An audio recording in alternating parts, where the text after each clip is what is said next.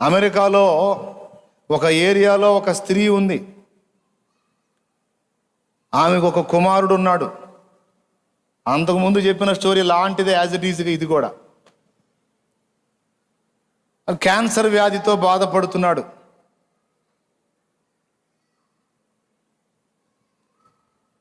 ఆమె స్టోరీలో ఒక డాక్టర్ ఉంటాడు. ఆ క్యాన్సర్ వ్యాధి విషయంలో ట్రీట్మెంట్ ఇచ్చేవాడు. చాలా పెద్ద మొత్తంలో ఖర్చు అవుతుంది ఆ చిన్నోడికి ట్రీట్మెంట్ ఇవ్వాలంటే. కానీ ఆమె అంత స్తోమత గల్లది కాదు, బేదరాలు. కానీ దేవుని నమ్మిన బిడ్డ, ప్రార్థనాపరురాలు. ఈమె వెళ్ళి అక్కడ ఆ వ్యాధికి ట్రీట్మెంట్ ఇచ్చేటువంటి వైద్యుడిని కలవాలంటే సాధ్యమయ్యే పని కాదు. ఆయన చాలా గొప్ప స్థితిలో ఉన్నవాడు. ఆ స్థితిలో ఉన్నవాడిని వెళ్ళి కలిసి తన బిడ్డకు ట్రీట్మెంట్ చేయించడానికి అంత స్తోమత కలిగింది కాదు. ఆ స్టేటస్ కూడా ఆమెకు లేదు. కానీ ఆమె ఒక్కటి చేస్తుంది, విశ్వాసముతో ఆమె ప్రార్థన చేస్తుంది. ఏమన్నా తెలుసా? నేను అతని దగ్గరికి వెళ్ళలేను, కానీ దేవా నేను నీ దగ్గరకు రాగలను. నేను నీ దగ్గరకు వస్తున్నా, నీ పాద సన్నిధికి వచ్చి ప్రార్థన చేస్తున్నా. నా బిడ్డకు స్వస్థత కలుగునట్లు, వైద్యము జరుగునట్లు దేవా నువ్వు ఆశ్చర్య కార్యములు చేయగలవు. ఆ వైద్యుడిని నా ఇంటికి పంపించమని ప్రార్థన చేసింది. అసలు ఎట్లా సాధ్యం అది? ఆయన రేంజ్ ఏంటి, ఆయన విధానం ఏంటి, ఆయన స్టేటస్ ఏంటి, ఆయన పనితనం ఏంటి? గొప్ప గొప్ప ప్రఖ్యాతిగాంచిన వ్యక్తులే ఆయన దగ్గరికి వెళ్ళాలంటే పర్మిషన్ తీసుకొని వెళ్ళాలి. అంత గొప్ప వ్యక్తి ఇంటికి వస్తాడా? అదే విశ్వాసం అంటే.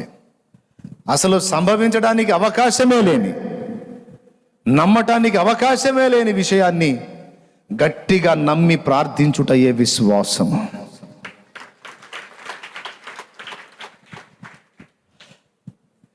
ఆమె విశ్వాసం ఆమెను సిగ్గుపరచల. ఆయన చేసినటువంటి వైద్యానికి ప్రభుత్వం మెచ్చి ఆయనకు ఒక గొప్ప సన్మానాన్ని ప్రకటిస్తే ఆ సన్మానాన్ని పొందడానికి ఆయన వెహికల్లో బయలుదేరతాడు. విచిత్రం ఏంటంటే ఆమె ఉండే ప్రదేశానికి సమీపంలో రోడ్డు ఉంటుంది. ఆ రోడ్డు మీద కానీ ఈ వెహికల్ వెళ్తూ ఉంటుంది. ఆమె ఇంటి సమీపంలోకి వచ్చేటప్పటికి ఆయన బయలుదేరినప్పుడే వర్షం స్టార్ట్ అయింది. కరెక్ట్గా ఆమె ఉన్న ప్రాంతంలో ఆమె ఇంటి సమీపంలోకి వచ్చినప్పుడు ప్రచండమైన వర్షము. కారు ముందుకు వెళ్ళలేక ఆగిపోయింది. అక్కడ ఆగిపోయింది. ఎక్కడ తలదాచుకోవాలని చూస్తే ఆ ఇల్లు కనపడింది. పోతాడు ఆ ఇంటికి. నెట్లో కూడా దొరుకుతుంది. డాక్టర్ మార్క్ గారు, ఆయన పేరు మార్క్. దేవునికి స్తోత్రం, హల్లెలూయా. విచిత్రం ఏంటంటే ఆయన కూడా విశ్వాసి కాదు. పేరు మార్కే కానీ యేసు మార్కు లేని వ్యక్తి ఆయన. దేవుని మార్కు పొందల ఆయన. నాస్తికత్వాన్ని ఇష్టపడే వ్యక్తట. ఈ సైన్స్ని నమ్మేవాళ్ళు, ఈ వైద్య విధానంలో ఉన్న వాళ్ళు ఎక్కువ శాతం ఈ దేవుడు గీవుడు అంటే మూఢనమ్మకాలను కొట్టి పడేస్తారు. ఆయన అలాంటి వాడే. వెళ్ళి ఆమె తలుపు తట్టాడు. తలుపు తీసింది. దేవుని ప్రేమ చూపించింది. తనకున్న దానిలో ఆతిథ్యం చేసింది. ఆయన ఆమెతో మాట్లాడటం మొదలుపెట్టాడు. నువ్వు దేవుణ్ణి నమ్ముతున్నావా అన్నాడు. నమ్ముతున్నాను. నీకు ఎప్పుడన్నా కనిపించాడా? కనిపించలేదు, కానీ ఉన్నాడని నేను నమ్ముతున్నాను కాబట్టే ప్రార్థన చేస్తున్నాను. మరి ఆయన నీకు ఉంటే నీ పరిస్థితి ఇలా ఎందుకు ఉంది? ప్రశ్న. ప్రస్తుతం ఇలా ఉంది, నా పరిస్థితి ఇలానే ఉంటుందని నేను అనుకోవటం లేదు.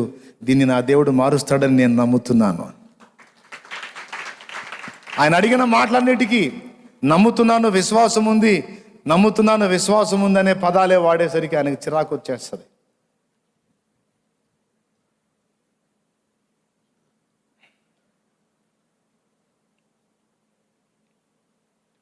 సరే కానీ ఈ ఉయ్యాల్లో ఉన్నవాడు ఎవరు? నా బిడ్డ. ఏమిటి ఇతని సమస్య? క్యాన్సర్. ఈ బలహీనతతో వీడు బాధపడుతున్నాడు. మరి చూయించకూడదా అన్నాడు. ఇతనికి చూయించాలంటే ఫలానా వైద్యుడు మాత్రమే దీనికి ట్రీట్మెంట్ చేస్తాడంట. ఆ వైద్యుడి పేరు ఫలానా. ఆయన మాత్రమే దీనికి ట్రీట్మెంట్ చేయగలుగుతాడంట. మరి ఆయన దగ్గరికి వెళ్ళాలంటే నాకు అంత స్తోమత లేదు, ఆ డబ్బు లేదు, ఆ స్టేటస్ కూడా నాకు లేదు. కాబట్టి ఆయననే నా ఇంటికి రప్పించమని ప్రార్థన చేస్తున్నాను. మరి ఇంక నేనేం చేయగలను అని ఈ మాటలు మాట్లాడుతుంటే కూర్చున్నోడు లేచి నిలబడ్డాడు. 2 కళ్ళ నుండి కన్నీరు గారిపోతా ఉంది. అప్పటిదాకా వెటకారాలు చేసి వ్యంగ్యంగా మాట్లాడిన వాడు ఈ మాట ఎప్పుడైతే విన్నాడో జారిపోయాడు. ఒక్కసారిగా ఏమేం జరిగిందో పిక్చర్ అంతా కనపడతా ఉంది. ఇంటికాడ నుంచి బయలుదేరేటప్పుడు క్లైమేట్ బాగుంది, కొంచెం దూరం వచ్చినప్పుడు వర్షం స్టార్ట్ అయింది. ఈమె ఇంటి దగ్గరకు రాగానే అసలు కారు ముందుకు వెళ్లకుండా ఆగిపోయింది. ఇక్కడే ఎందుకు ఆగింది కారు? ఈ ఇంట్లోకి నేను ఎందుకు వచ్చాను? ఈమె నాకు అన్ని విషయాల్లో ఇలా ఎందుకు ఎదురు మాట్లాడింది?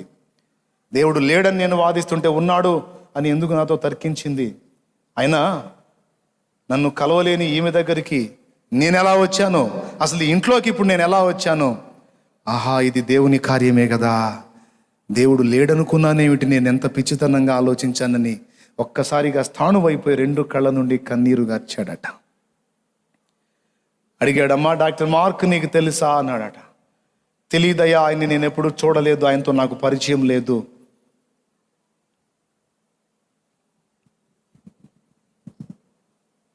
ఇక ఆయన కాసేపు మౌనం అయిపోయి ఏడ్చి, అయ్యా మీరెందుకు దుఃఖపడుతున్నారని ఆమె ప్రశ్నించినప్పుడు చెప్తున్నాడు, నువ్వు ఎవరిని కొరకు ప్రార్థన చేశావో ఆ మార్క్ అనే పేరు కలిగిన వైద్యుడిని నేనే, దీనికి ట్రీట్మెంట్ ఇచ్చే వైద్యుడిని కూడా నేనే. నీ ప్రార్థన గెలిచింది. నీవు నమ్మిన దేవుడు ఉన్నాడు, ఆయన పేరు నజరేయుడగు యేసు. హల్లెలూయా. ఆయనే నాతో ఈ పనులన్నీ చేయించి నన్ను నీ ఇంటికి రప్పించి ఈరోజు నీ ముందు నిలబెట్టాడు. నువ్వు అన్నది నిజమే. నువ్వు ఈ స్థితిలో నా దగ్గరికి రావాలంటే అయ్యే పని కాదు, కానీ నీ దేవునికి చేతనైంది. ఆయన తీసుకొచ్చాడమ్మా, నన్ను నీకు అప్పగించాడు. తీసుకో, నీ బిడ్డను తీసుకో, నేను తీసుకెళ్తా, హాస్పిటల్కి వైద్యం చేస్తానని తీసుకెళ్ళాడు. ఆయన సాక్ష్యం ఉన్నట్టుంది నెట్లో. దేవునికి మహిమ. ఎందుకు ఈ మాట చెప్పానంటే, ఒక సేవకునిగా నా జీవితం నా పైన నా చేతుల్లో లేదు. నేను ఆయన చేతికి అప్పగించుకోవడాన్ని సాధన చేస్తున్నాను. అందుకే భరోసా ఇవ్వను ఎవరికి, నేను వస్తాలే, నేను చేస్తాలే అని. ఎందుకు, ఎప్పుడు ఎటు తీసుకెళ్తాడో ఆయన, ఏ ప్రేరణ పుట్టిస్తాడో, ఏ ఆలోచన తెప్పిస్తాడో, ఎటు పోరా అంటాడో ఆయన చిత్తం. మనందరి మైండ్ అలాగా రూపుదిద్దుకోవాలి. నా జీవితం నా చేతుల్లో లేదు, నా ప్రభు ఎలా నడిపిస్తే అలా. హల్లెలూయా, హల్లెలూయా.